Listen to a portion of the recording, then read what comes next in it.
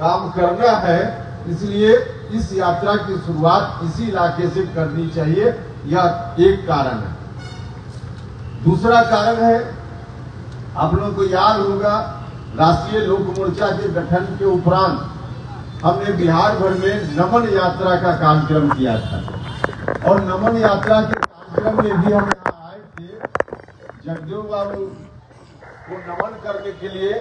और उस वक्त हमने आकर और उस यात्रा के क्रम में बिहार भर में जाकर हमने सब लोगों से यही कहा था कि जो विरासत हमारी रही है, जननायक कर्पूरी ठाकुर जी की विरासत, जगदेव बाबू की विरासत, सामाजिक न्याय के आधार पे समाज बने चले, ऐसी सोच रखने वाले जो महापुरुष हुए हमारे बीच, उनकी जो विरासत रही है, उस विरासत को बचाने का काम करना है।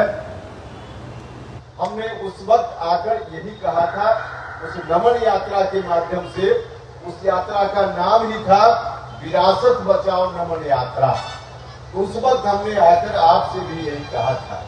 हम फिर आपसे कहने आए हैं कि इस मकसद से पार्टी की स्थापना हुई। इस मकसद को पूरा करने के लिए आप सब लोगों का योगदान मजबूत तरीके से चाहिए। जगदेव बाबू के जो लोग हैं वही अगर भटक जाएंगे तो इस विरासत को बचाने में बड़ी कठिनाई होगी। तो इसलिए यहाँ से यात्रा की शुरुआत का यह एक और कारण है। इन कारणों से हम आए हैं, यहाँ से यात्रा की शुरुआत हम कर रहे हैं। भाइयों और बहनों, अब विधानसभा का जब चुनाव होना है तो स्वाभाविक रूप से हम सब लोगों को कुछ चीजों पर ध्यान रखना पड़ेगा। हमने देखा है लोकसभा चुनाव में और लोकसभा चुनाव के बाद भी कुछ लोग लगे हुए हैं कि आपको बरगला दे। उस वक्त भी कुछ लोगों ने आपको भ्रम में रखने का काम किया और इस काम में, इस साजिश में कुछ लोग सफल हो गए और उनको लगता है कि फिर से इस साजिश में हम सफल हो जाएं। इसके लिए आपको दिग्भ्रमित करने की कोशिश हो रही है।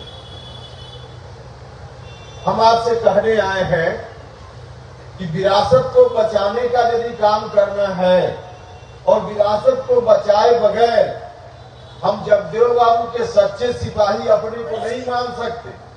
हम जगदेव बाबू के सच्चे सिपाही तभी अपने को मानेंगे जब इनकी विरासत को बचाने का काम, बढ़ाने का काम और मजबूत करने का काम करें। लेकिन कुछ लोग दिग्भ्रमित करने की कोशिश करते हैं। कोशिश हुई और इस कोशिश में कुछ लोग आ भी गए और आगे भी इस तरह की कोशिश में लोग सफल हो जाएं, इस बात का प्रयास चल रहा है। हम आपसे गुजारिश करने आए, देखिए कई बार गलतफहमी के शिकार हम लोग हो जाते हैं। हम जिस विरासत